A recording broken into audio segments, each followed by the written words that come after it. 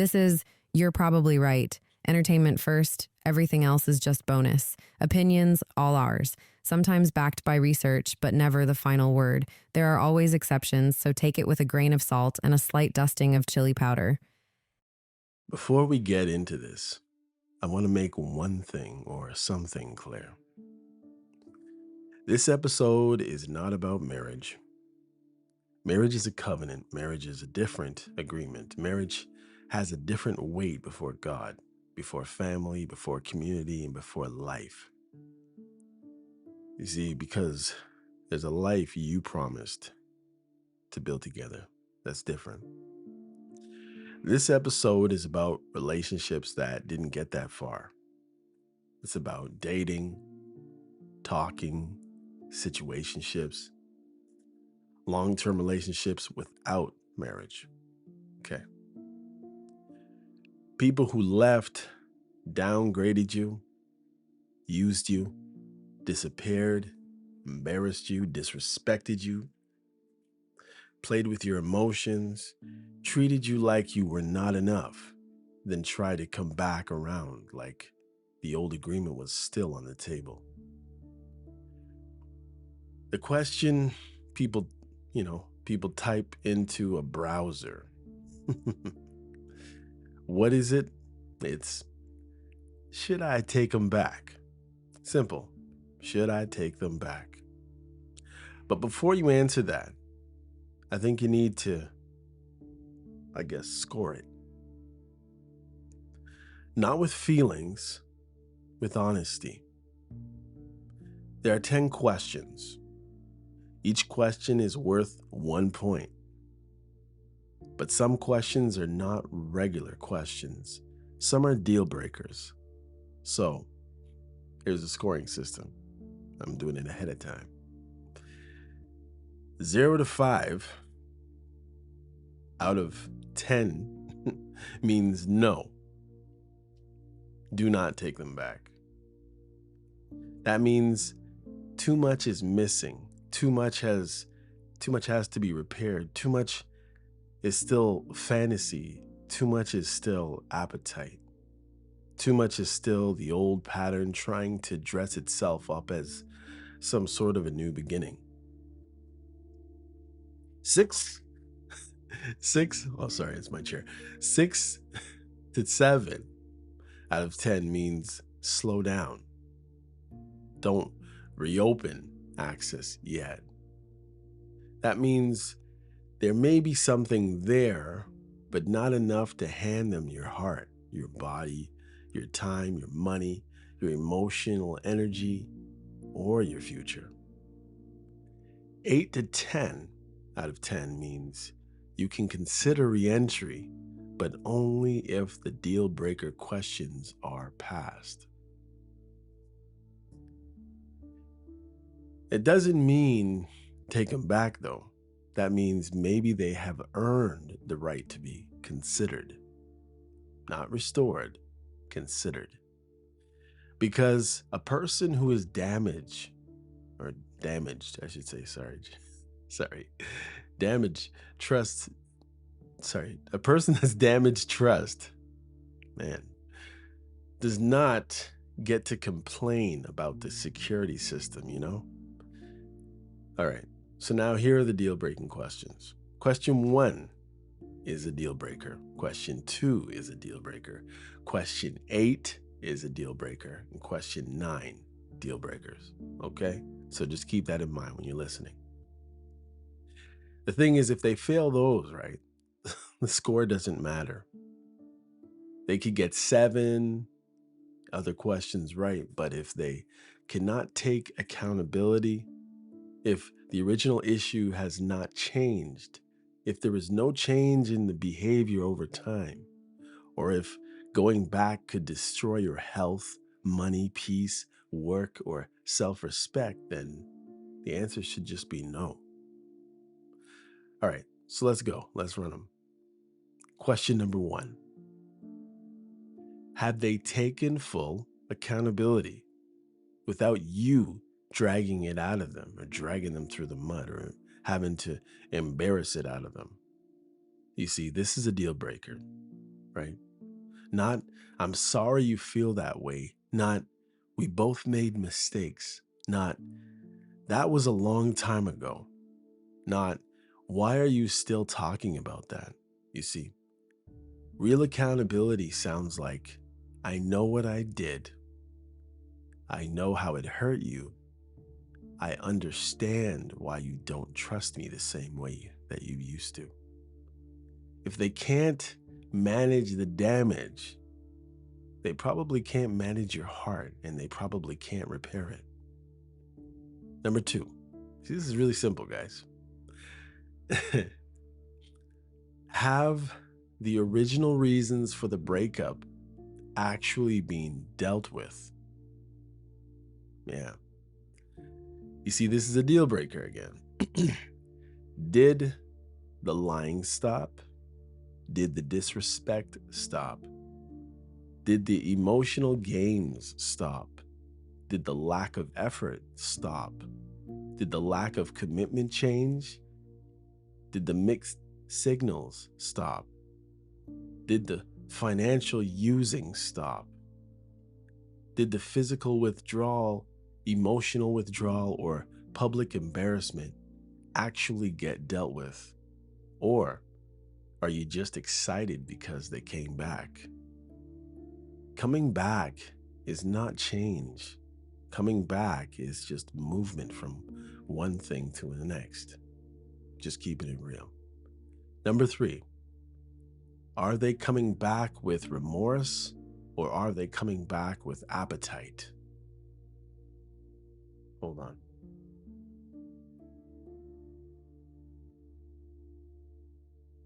Sorry. Remorse says, I want to repair what I damaged. Appetite says, I want access again. You see, they may miss your attention. They may miss your body. They may miss your comfort.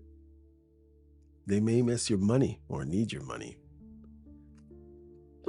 Sorry. They may miss your forgiveness. They may miss the way you made them feel important. But missing the benefits of you is not the same way as valuing you, or the same thing as valuing you. Number four, are they trying to return to the old agreement? Now, you have to remember, the chances are your agreement wasn't verbal, right? It was just, there is a certain agreement that you do enter into in any relationship, whether it is said or unsaid, like respect, like care, and all those other things that go into a good relationship. You see, this is the heart of the episode, really.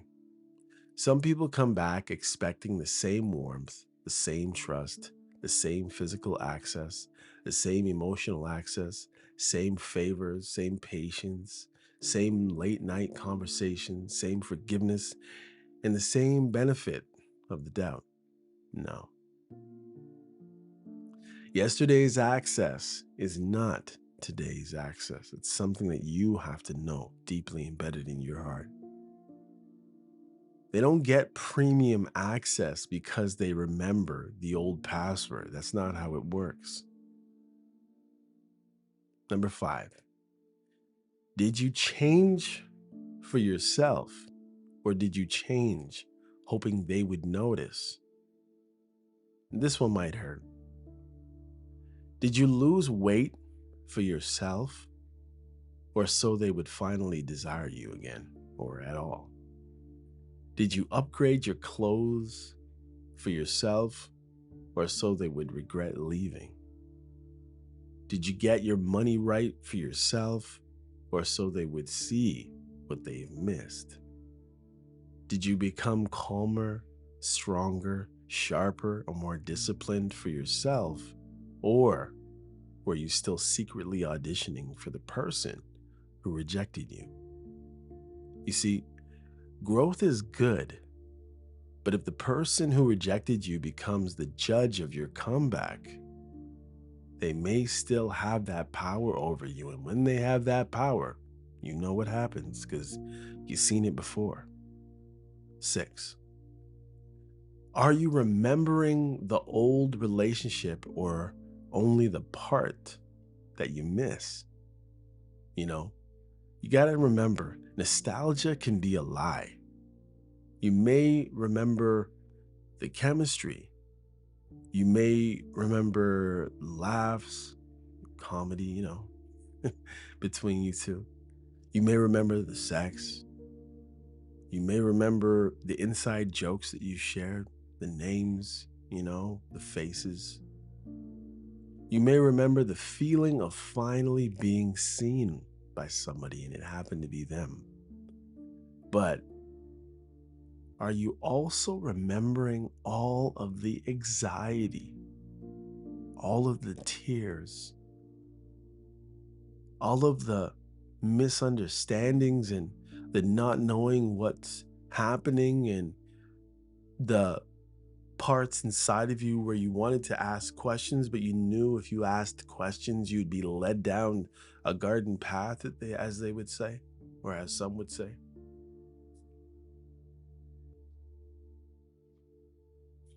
You really got to think about it. The confusion, the disrespect, the coldness, the hot, the cold, the today we're good, tomorrow they're angry and they're pushing you away, the waiting, the begging, the emotional withdrawal, the roller coaster love, the way you felt when they treated you like you were not enough, the way they treated you when they gave attention that really should have come your way to other people, the way that they were sneaky, the way that they lied, the way that they tried to come back after lying and fulfill a need of yours to erase what they just did, almost like it's like a magic trick. Listen, don't let a good memory erase all of the bad patterns that you experienced with them. Number 7,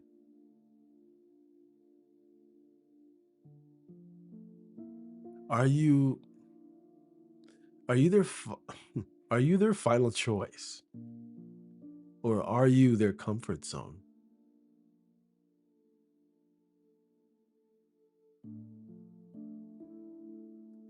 Some people don't come back because they finally see you as the person they want to build with, right? Sometimes they come back because you're familiar, you're safe, you're soft, you're forgiving, and you're useful. Or you're the place they land when life outside doesn't treat them like you did. But being someone's comfort zone does not mean you are their final destination. Remember that. 8, have they shown changed behavior over time, or are they only saying the right words now all of a sudden? You see, this is a deal breaker. A speech is not proof, it's just a speech, probably a good speech. A romantic message is not proof, it's just a romantic message. Tears are not proof. Jealousy is not proof. You know I care. If I didn't care, I wouldn't be jealous. No, that's not true. Chemistry. I say again, chemistry is not proof. Just because the worlds feel like they're colliding when you're in each other's space doesn't mean you're meant to be together. Changed behavior over time is proof. If they are serious, right? they should be willing to rebuild trust slowly. It doesn't mean now you hold everything in front of them like a carrot. I'm not saying to do that. Your job is not to torture anybody, but they should be willing with open arms to move at your proper, decent pace.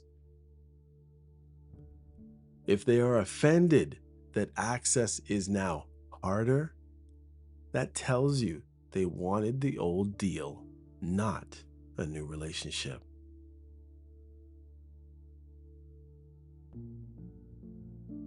Number 9, if they leave again, will the second ending cost you more than the first one did? You see, this is a deal breaker. The first time, you may have lost the relationship. The second time, you may lose the version of yourself that you fought to recover. If you lost 30 pounds, in other words, could this pull you back into stress, sadness, and overeating again and gained 50? If you climbed out of debt, could this pull you back into, rescuing, spending, helping, and sacrificing until you are worse off than before? If you finally got peace, could this person pull you back into confusion? And you have to be honest about this if you're serious. If you finally stopped begging to be chosen, could this person make you start performing and dancing again? You see, the second ending can be worse because now a part of you knows better. And you'll feel much worse if everything goes left. Remember that. 10. If nothing changed, would you still choose this person again? And why, really? Take the fantasy away. Take the mountaintop experiences away. Take away the hope. Take away the dream version of them. Take away the idea that this time will be different. Look at the evidence. If they stayed exactly as they were before, would you still choose them or someone else? Because you're not dating potential. You are dealing with evidence. The real question is not just, should I take them back? The real question is, have they earned access to the person I had to become after what they did? Now, after you answer those 10 questions, there's another set of questions. Yeah, there is. Because sometimes the real question is not, should I take them back? Sometimes the real question is, do I actually love this person, or do I love what this person represents? So here are 10 rapid fire questions. Okay? Yeah, sneaky, right? Answer them fast. Answer them honestly. Honestly. Don't preach to yourself, because, we can be our best preachers and we can also be our best congregation. Don't perform. Don't answer like the person is listening. Answer like your life depends on you telling yourself the truth. Ready? Number 1. Do I love this person, or do I love the fact that they were hard to get? Be honest. Sometimes what feels like love is really the chase. It is the high of finally getting attention from someone who made you feel like you had to earn it. Number 2. Do I love this person or do I love how attractive they are? Maybe they are the most attractive person you've ever been with, but attraction is not character. Beauty can pull you in, but it cannot carry a relationship by itself. Number three, do I love this person or do I love the status they give me? Maybe being seen with them made you feel like you leveled up. Maybe they made you feel important. Maybe other people noticed. But status is not love. It's not something you can really build on. I'm just being straight with you, unless you're going to wait for your life to happen after they pass or something like that. Just being straight. Sometimes you don't really miss the person if you're honest with yourself. You miss who you felt like when you stood beside them or when they stood beside you. Number four, do I love this person or do I love the access they gave me? And this is a big one. Maybe they gave you a kind of access you've never had before: physical access, emotional access, cultural access, social access, workplace access, family access. Maybe they opened a door that you always felt was closed, and maybe it made you feel chosen. But again, access is not always love. Sometimes access just feels powerful because you were denied it before. Or maybe they were denying it, pulling you in, pushing you away, letting you have little, pushing you away. You know, you got used to that. Number five, do I love this person or do I love the nostalgia attached to them? Maybe they remind you of a younger version of yourself. Maybe they remind you of a time before life got heavy. Remember, maybe they remind you of a dream you've had or you used to have. Maybe they feel like an old song, an old street, an old summer, an old version of hope in your life. But again, nostalgia can make a person look safer than they really are. Number six, do I love this person or do I love the fact that they fit the picture I had in my head? Maybe they're the right culture. Maybe they're the right religion. Maybe they have the right background. Maybe they have the right look. Maybe they're the right age, the right story, the kind of person you thought you were supposed to end up with in the first place. But fitting the picture is not the same as having the character to build a life with. Number seven, do I love this person or do I love what they could do for my life? Maybe they could help you level up financially. Maybe they could make life easier. Maybe they could give you security. Maybe they could put you in rooms you couldn't get in before. But you have to ask yourself, would I still want this person if none of those benefits came with them? 8. Do I love this person or do I love the victory of being chosen after being rejected finally? This one is this one is very dangerous. Sometimes you don't want the person back, honestly. You want the rejection reversed.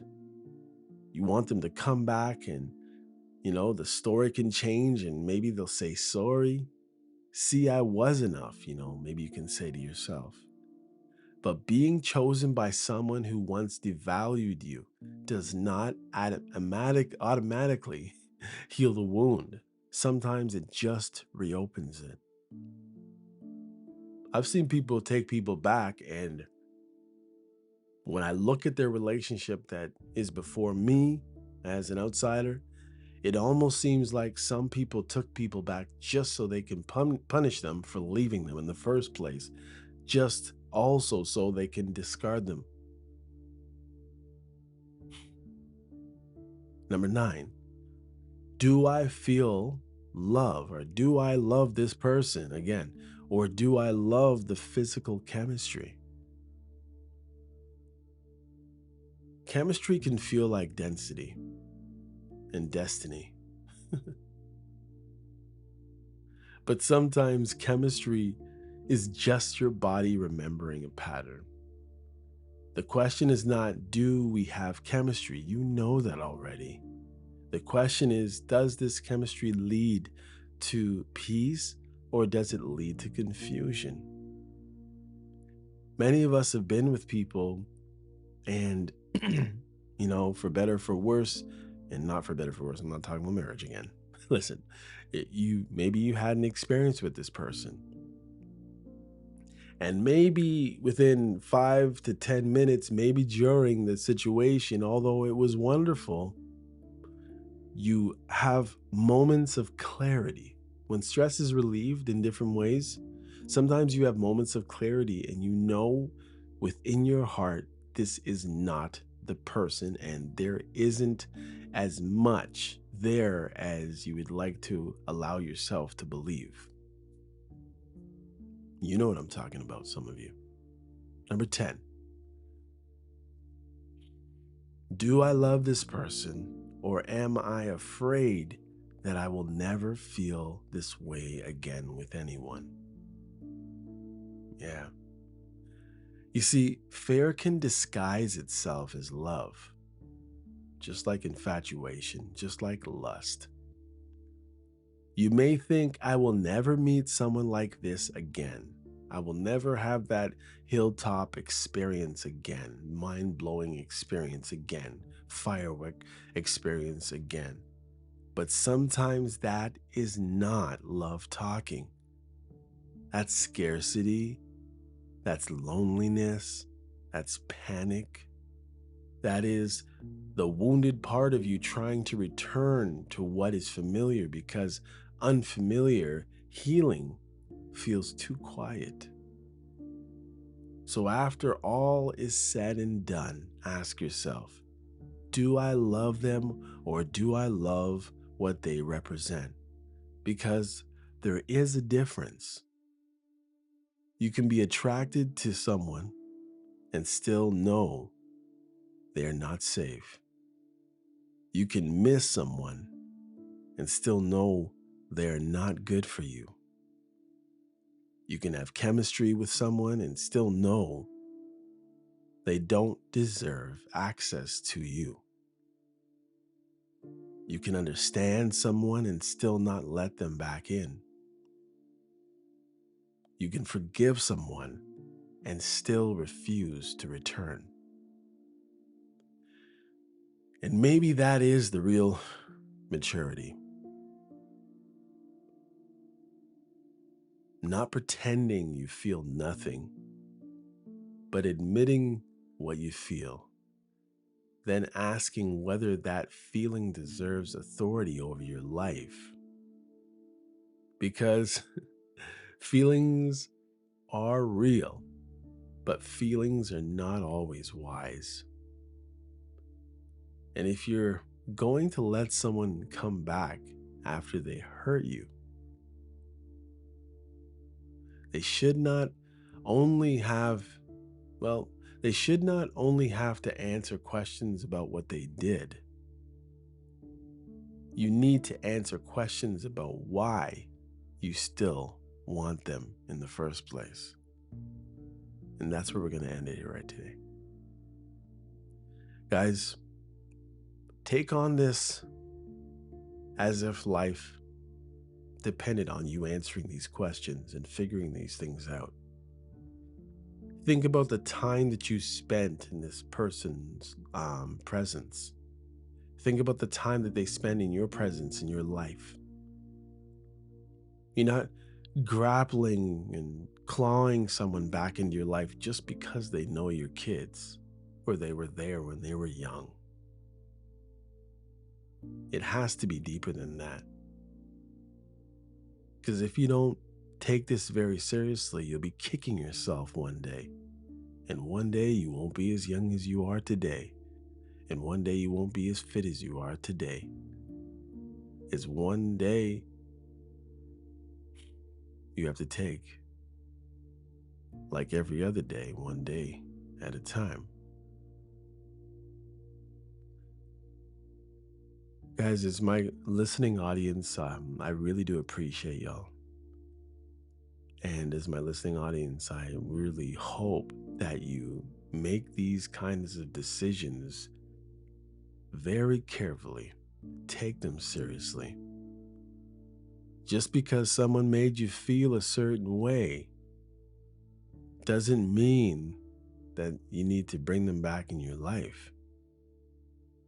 Just because you forgave them doesn't mean you need them back in your life. Just because they gave you the most amazing experience doesn't mean you need them back in your life. Some people reject people who are lovely and wonderful and caring and giving and helpful and steady and consistent. You reject these people because there's not enough fireworks. There's not enough chemistry. There's not enough beauty. There's not enough looks. But what they do have is respect, honesty, trustworthiness, love, and a whole bunch of other things that are not so exciting, but they bring you peace. They bring you warmth. They might not be the best comedian that you ever heard. They may not be as funny as you would like someone to be, but they have so many other qualities.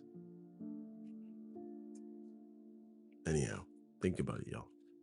Anyhow, this is MCM, and you are listening to You're Probably Right podcast. Take care, y'all. Till next time. Peace out. Hey, come check out You're Probably Right podcast. Society is getting more unpredictable every day, but at the same time, predictable in its unpredictability. Say that 4 times real fast. Come with me as I attempt to find clarity in all the fog while staying way outside the box and kicking the box way down the road with my size 12 ducks. I use the Bible, experience, education, fortune, misfortune, life's lessons, life's mistakes to sort through all the mess. I talk about news, God, God, self-help, sports, sickness, health, music, parenting, love, humbleness, hurt, pain, joy, and all the things that might make you say, I never thought of it that way. Hopefully, anyway.